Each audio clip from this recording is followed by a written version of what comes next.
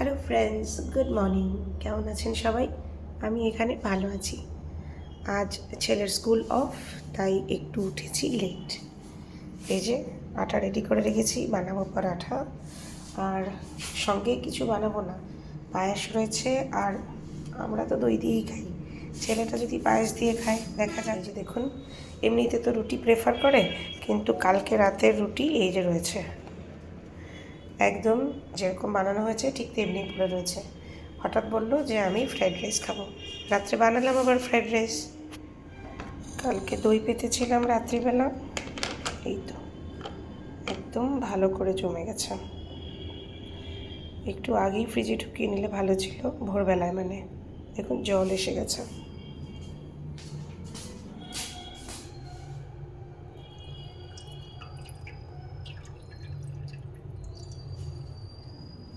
এই সিজনটা দই পাতার জন্য একদম পারফেক্ট।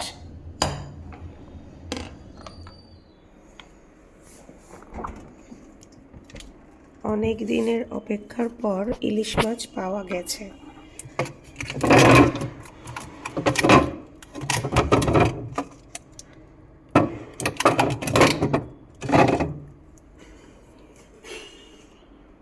একদম এক নম্বর ইলিশ মাছ নয়, কিন্তু যা পাওয়া গেছে সেই যথেষ্ট।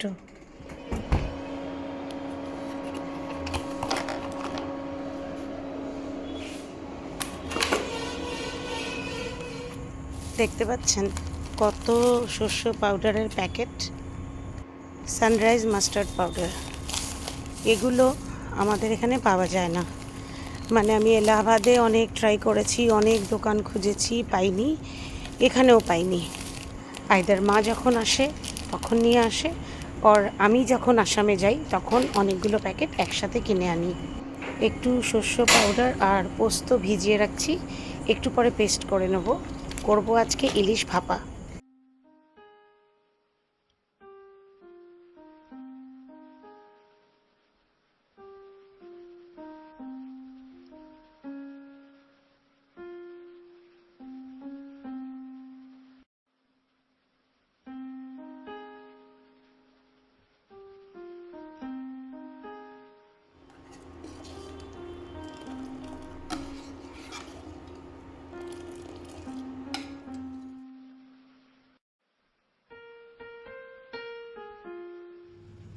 আর এটা ছেলের জন্য রোল।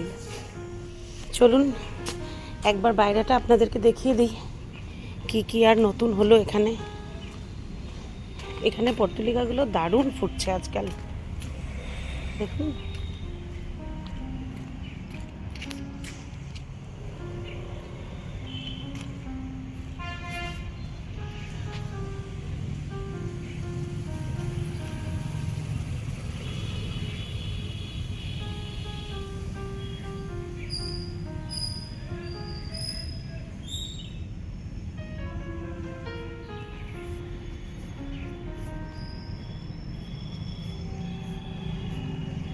আর এই যে এদিকে দোপাটিগুলো লাগিয়েছিলাম, এখন মোটামুটি হেলদি আছে।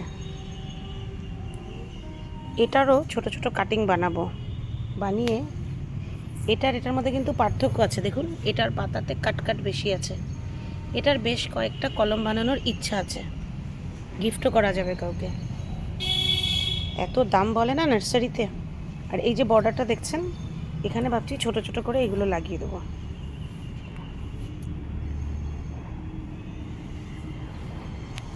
আর এদিকটাও তো দেখেছিলেনই, বালসাম লাগিয়েছিলাম, এগুলো ঠিকঠাক আছে।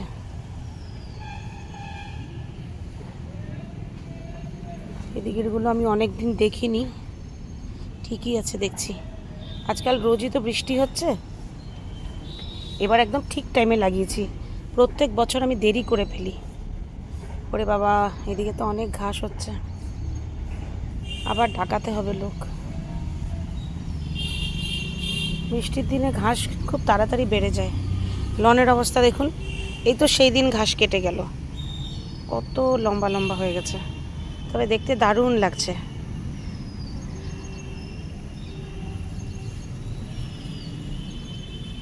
আচ্ছা, এই লিলিগুলো ফুটছে।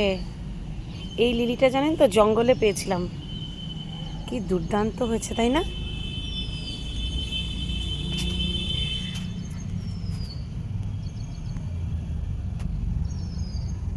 এগুলো কলি, এই যে দেখুন ফুটেছে, এই যে। এগুলো নুয়ে কেন পড়লো? এরকমই হয় কি? এই যে আরো কলি আছে। এগুলো আরে কোথায় গেল আমার কাটিংগুলো?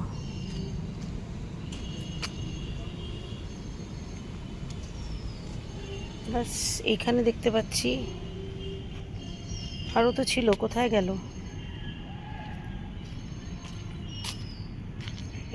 এখানে চন্দ্রমল্লিকার কলমগুলো আছে, তবে এদিকে আরও লাগিয়েছিলাম, সেগুলো দেখতে পাচ্ছি না। এই এক জ্বালা। এখানেও 2-4টে আছে। এই যে হর্টিকালচারের লোকগুলোকে ডাকি না পরিষ্কার করার জন্য, সবগুলো তো আর বাগানের ব্যাপারে অত জানে না। এরা কি করে, এই যে ধরুন প্রথম কাটিংগুলো লাগানোর পরে একটু পচে পচে যায় না, কালো কালো হয়ে যায় 1-2টো পাতা, তো ওরা এগুলোকে কাঁচড়া ভেবে উঠিয়ে ফেলে দেয়। এই জায়গাটা দেখছি একদম পরিষ্কার, এখানে একটাও নেই, ডেফিনেটলি উঠিয়ে ফেলে দিয়েছে। কারণ কোন গাছের থেকে লাগিয়েছিলাম এখানে কলম তাও মনে নেই। হ্যাঁ, যন্ত্রণা। সব কাজ তো আর নিজে করতে পারি না, কখনো কখনো লোক দিয়েও করাতে হয়, এই প্রবলেমগুলো হয়। এখানে আছে, যাই হোক, আরও কিছু আমি টবে লাগিয়েছি কাটিং।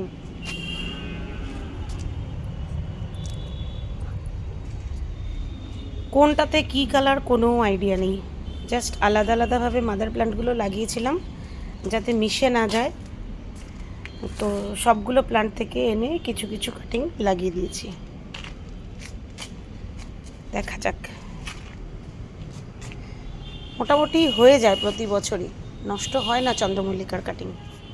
এখানে কয়েকটা লাউয়ের বিচি ফেলেছিলাম, এই যে একটা হয়েছে, এই যে আরেকটা, 2টো বিচি কিন্তু আমি 5-6টা ফেলেছিলাম। এই যে দেখুন,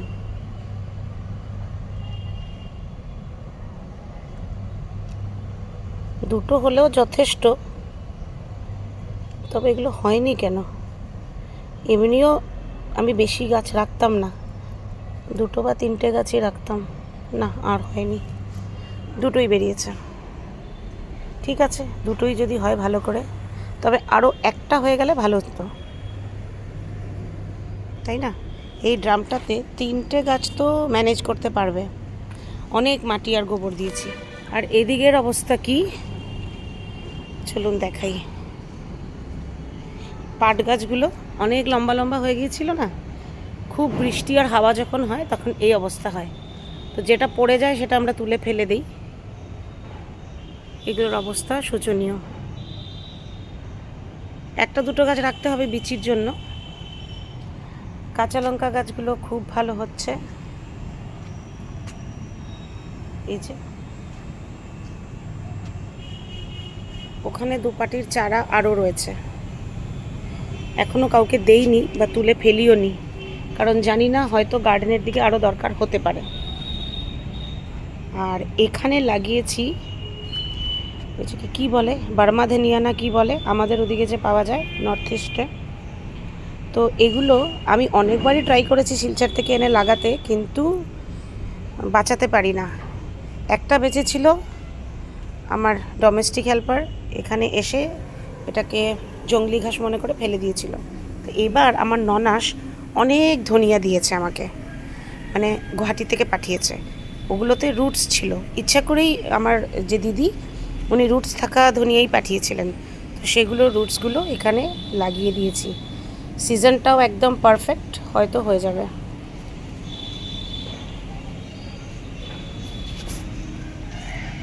মধ্যে মধ্যে পেঁপে গাছও হয়েছে, দেখতে পাচ্ছেন, ওই যে বাজার থেকে এনে পেঁপে খেয়ে বিচি ফেলা, সেগুলো থেকেই যা হয়। কারি পাতার গাছটাও এই বৃষ্টিতে অনেকটা বড় হয়েছে, আর এবার কারি পাতা কারু বাড়ি থেকে আনাতে হবে না। আরও একটা আছে, ওই যে এটা তো আরও বড় হয়েছে।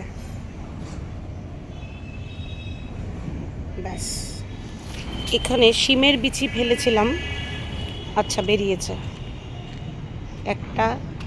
এটার অবস্থা মোটেও ভালো নয়, হয়তো উঠে ফেলে দেবো।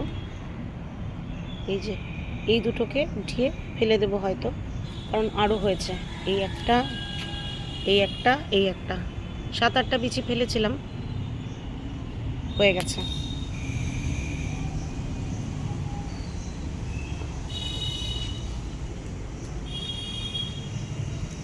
আর মাচাংটাকেও ঠিক করে দেওয়া হয়েছে, শক্তমক্ত করে দেওয়া হয়েছে। পুরনো মানে গত বছরের মাচাং এটা। চলুন তাহলে ভেতরে যাই। এই অ্যাডেনিয়ামের চারাগুলো ভেতরে এনে রেখেছি, কারণ এখন বৃষ্টি বেশি হচ্ছে, পচে যেতে পারে। মোটামুটি চারাগুলো ঠিক আছে, আর একটু বড় হবে, তারপর আমি ছোট ছোট পটের মধ্যে শিফট করে নেব। আমরা তো ইলিশ ভাপা খাবো, কিন্তু ছেলেরও তো কিছু ব্যবস্থা করতে হবে। তো ওর জন্য এই ক্যাপসিকাম, গাজর আর পেঁয়াজ একটু ফ্রাই করে রাখছি। ধরুন হয়তো বা পনির দিয়ে বা সয়াবড়ি দিয়ে বানাবো। আপনারা হয়তো ভাবতে পারেন কেমন ছেলে, বাঙালি হয়ে ইলিশ খায় না, কিন্তু অ্যাকচুয়ালি ব্যাপারটা হলো এ তো জন্মকর্ম সব নর্থ ইন্ডিয়াতেই, তাই মাছের হ্যাবিট হয়নি। তবে ইলিশ মাছ কখনো বা খুব রেয়ার পাতুরি বানালে খায়, কাঁটাটা বেছে দিতে হয়।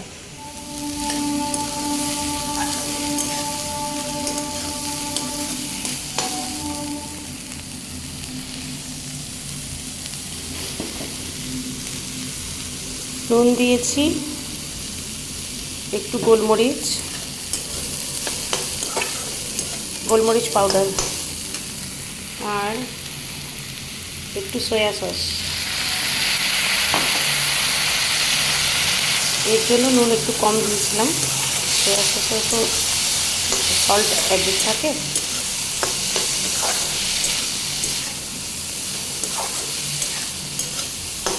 আর নামানোর সময় একটু ক্যাচআপ দিয়ে দেব। সিম্পলই ওর খাওয়া, তবে একটু আলাদা কিছু চাই। ফ্রাইড রাইসের সঙ্গেও এটা খেয়ে নিতে পারে, না হলে রুটি, পরাঠা। ফ্রাইড রাইসের সঙ্গেই প্রেফার করে। ব্যাস হয়েই গেছে মোটামুটি। এখন একটু কেচাপ দিয়ে নাড়াচাড়া করে নামিয়ে নেব। কী যে ভালো পায় এরকম খাবারে।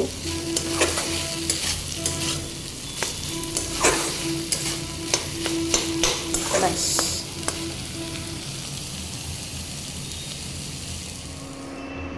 আধেক রান্না করে এখানে শুরু হয়েছে কিচেন পরিষ্কার করা। এক্সস্ট ফ্যানটা এত নোংরা হয়েছিল, এবার অনেক লম্বা গ্যাপ হয়ে গিয়েছিল। এরই মধ্যে আবার দুটো কেক বানিয়ে দিতে বললো একজন, মানে স্পঞ্জ কেক, একটা ভ্যানিলা লোফ, একটা চকলেট লোফ। তো সেগুলো বসিয়ে দিই ওভেনে, তারপর বাকি কাজ করতে থাকো। একটা চকলেট আর একটা ভ্যানিলা বলেছিল, বসিয়ে দিলাম। ভাপে দেওয়ার জন্য ইলিশটাও রেডি করে নিয়েছি। ব্যাস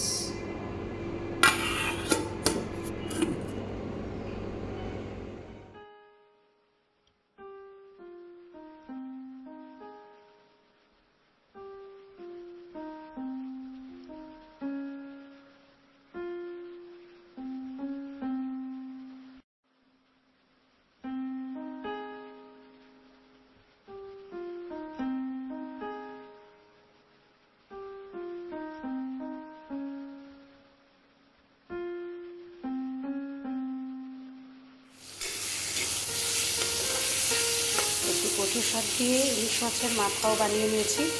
অনেক দিন থেকে অপেক্ষায় ছিলাম, কচু শাক খাওয়ার অপেক্ষা। আমারই বাগানের কচু শাক। আর এই হলো ভাপা ইলিশ, খুলতেই পারছি না।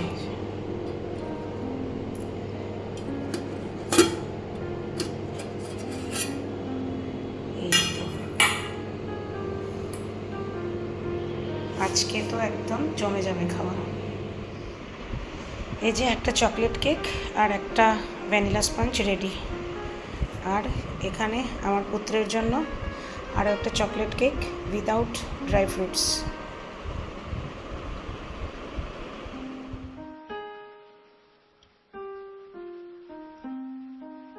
লাঞ্চের পর কিছুক্ষণ রেস্ট করে তারপর বেরোলাম একটু ঘুরতে। কোথায় যাচ্ছি জানেন? আগে ওই জায়গাটা আপনারা দেখেছেন আমার পুরনো ব্লগে। যাচ্ছি আমরা নামোঘাট। অনেকেই বলল যে গঙ্গার জল নাকি খুব বেড়েছে। আমার শুনে একটু অবাকই লেগেছিল। অত বৃষ্টি হয়েছে কি? আজ বৃষ্টি হয়নি, কিন্তু গত 2-3 দিন পুরো দিন বৃষ্টি, মানে সারাদিনের বৃষ্টি সেরকম হয়নি। তবে যখন হয়েছে 1-2বার তখন খুব জোরে বৃষ্টি অবশ্য হয়েছে। নিজের চোখে দেখবার জন্য আসলাম। সত্যি এ তো প্রচুর জল। ঘাটের নিচের এরিয়াগুলো একদম জলের তলায়, মানে যে জায়গাগুলোয় আগে হাঁটা যেত।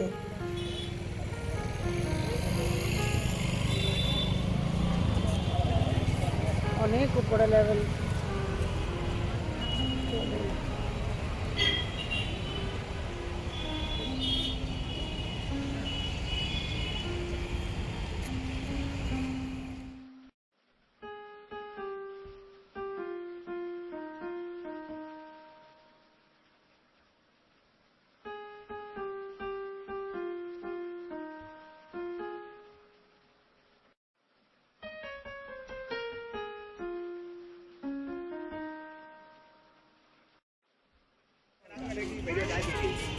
এই যে এই নমস্কারগুলো স্ট্রাকচারের সামনে গিয়ে আমরা আগে ফটো উঠতাম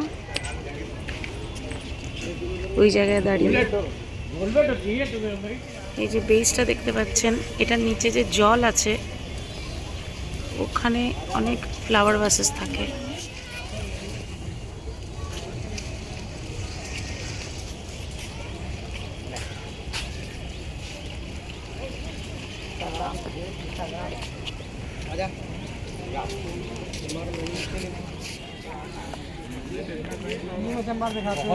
দেখুন অবস্থা।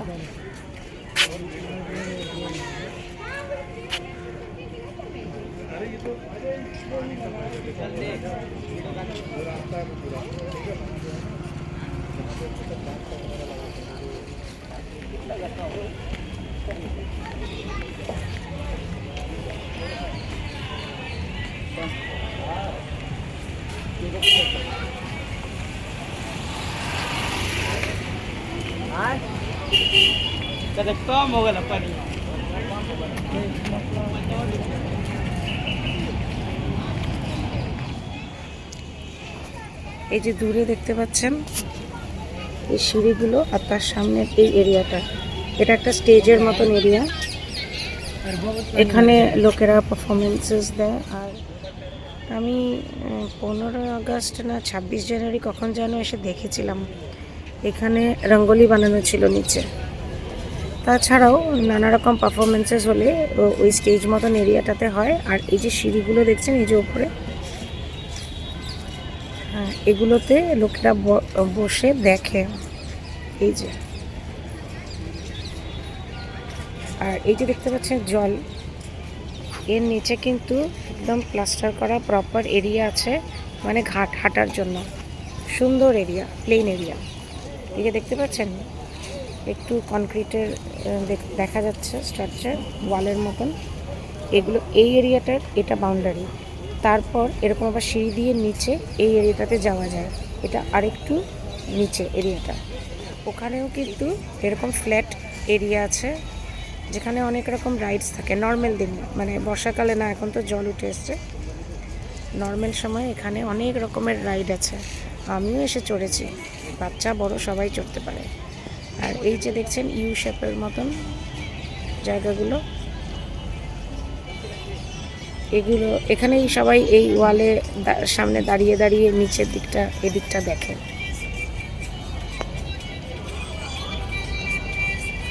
জল একদম ভরে গেছে, জায়গাটা ভালো করে বোঝাই যাচ্ছে না এখন।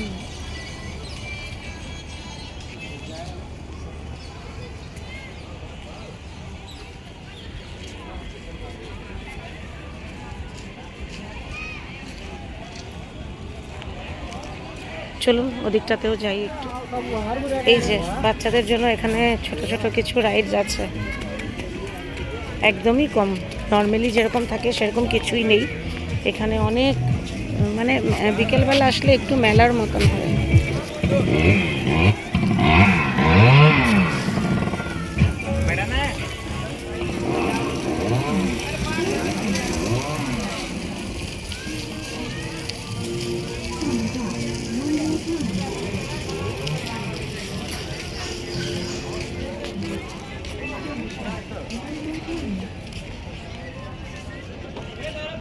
আমার পাতিদেও এখানে দাঁড়িয়ে দাঁড়িয়ে দেখছে।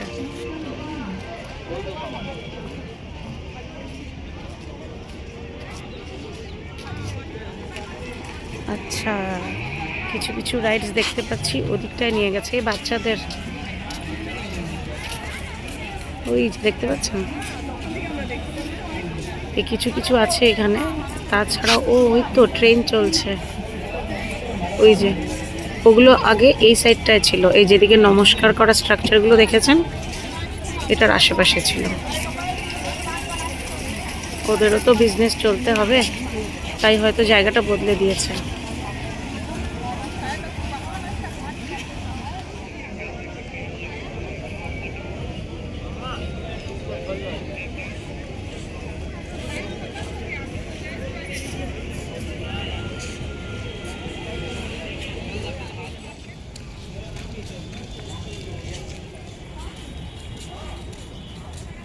এই ওয়ালটাতে মহাভারতের কিছু কিছু সিন এরকম কি বলে এটাকে, এমবস পেন্টিংয়ের মতন 3D মতন বানিয়ে রেখেছে। কি বলে এই আর্টটাকে?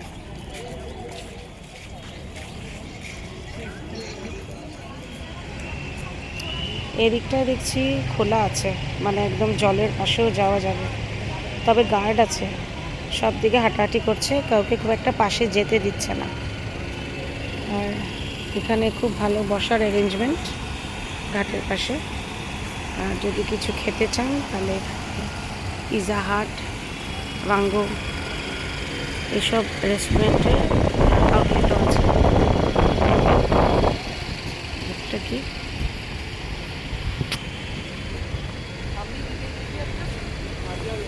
মশালা টুইস্ট,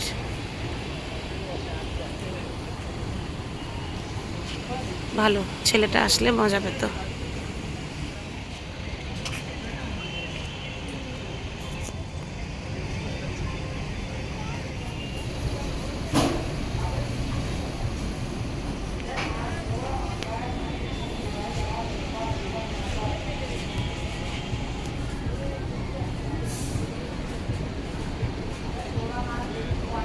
उत्तपम खाबा पिलू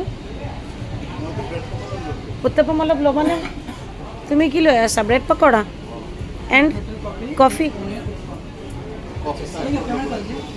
अच्छा तो 2 कॉफ़ी कर देते हैं ना इधर, 2 filter coffee, 2 filter coffee, 1 onion uttapam.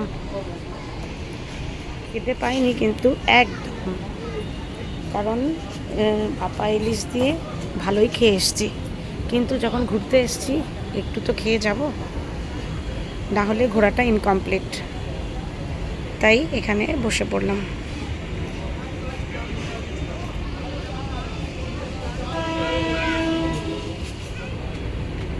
নেই চল রা হ্যায় ক্যা? বললাম এই ভাইটাকে একটু ফ্যানটা চালিয়ে দে, হিউমিডিটি তো আছেই। আবার একটা ট্রেন, এদিকে রোড আর এদিকে গঙ্গা নদী, ওই যে ট্রেন যাচ্ছে। নদীর ওপারটাই হলো মোগলসরাই।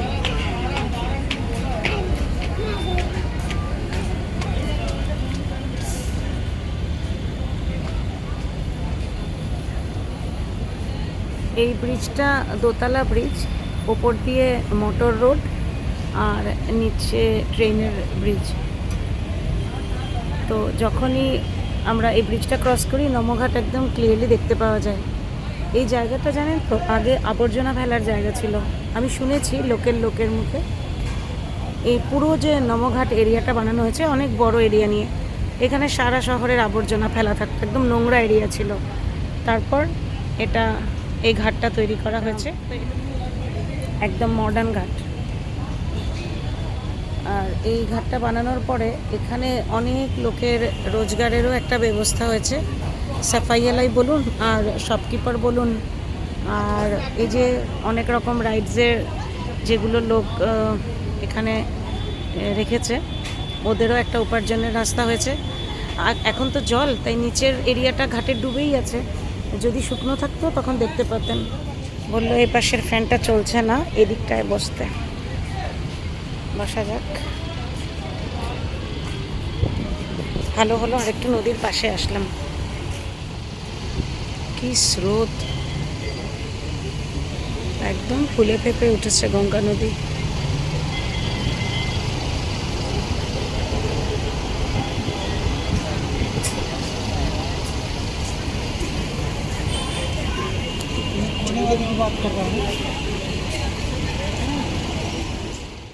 এটা তোমার অল টাইম ফেভারিট না, ব্রেড পকোড়া? তো কোন ব্রেড পকোড়া ইয়ে থাকে না, আলু থাকে না? স্টেশনের গুলোতেও তো থাকে। ইফ যদি তুমি ঘরে বানাও,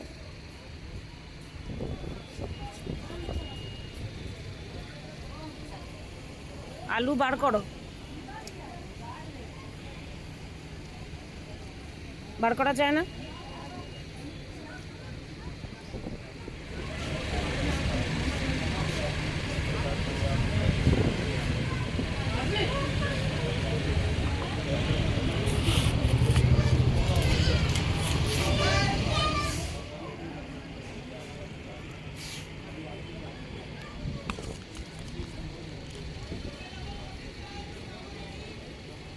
सल्फर फ्री वाइट शुगर डालना है। খাওয়া দাওয়া হলো, ফুড কোর্ট থেকে বিদায় নিই, এবার যাবো একটু মার্কেটের দিকে।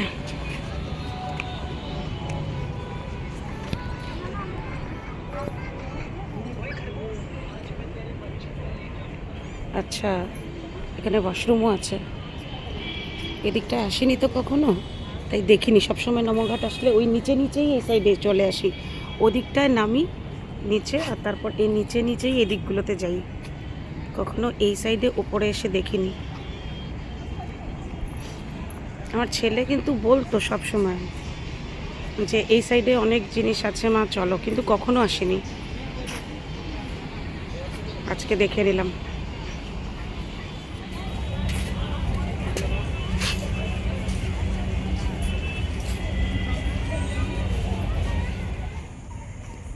হ্যালো, এখন বাজে রাত 10:30। আমাদের আজকে একটু ডিনার করতে দেরি হয়ে গেছে। মানে ওখান থেকে, মানে নমঘাট ঘুরতে গিয়েছিলাম না, ওখান থেকে আমি আর আমার হাজব্যান্ড আমরা গেলাম একটু শপিং করতে। সেসব সেরে বাড়ি ফিরতে প্রায় 8:30 বেজেছে। তারপরে সে ফটাফট ডিনার রেডি করে খাইয়ে দাইয়ে আমি বেরিয়েছি হাঁটতে। বাবা ছেলে একটু পড়তে বসেছে। তো আজকের ব্লগ মোটামুটি ভালোই লম্বা হয়ে গেছে। আজকের ব্লগ তাহলে এখানেই শেষ করছি। যদি আজকের ব্লগে কিছু ভালো লেগে থাকে তাহলে লাইক কমেন্ট শেয়ার করে দেবেন। আর যদি এই চ্যানেল আজ আপনি প্রথমবার দেখছেন আর আমার সাথে গল্প করে আপনার ভালো লেগেছে, তাহলে তাড়াতাড়ি চ্যানেলকে সাবস্ক্রাইব করে বেল আইকনটা প্রেস করে দিন। সবাই ভালো থাকবেন, সুস্থ থাকবেন। Tata, good night.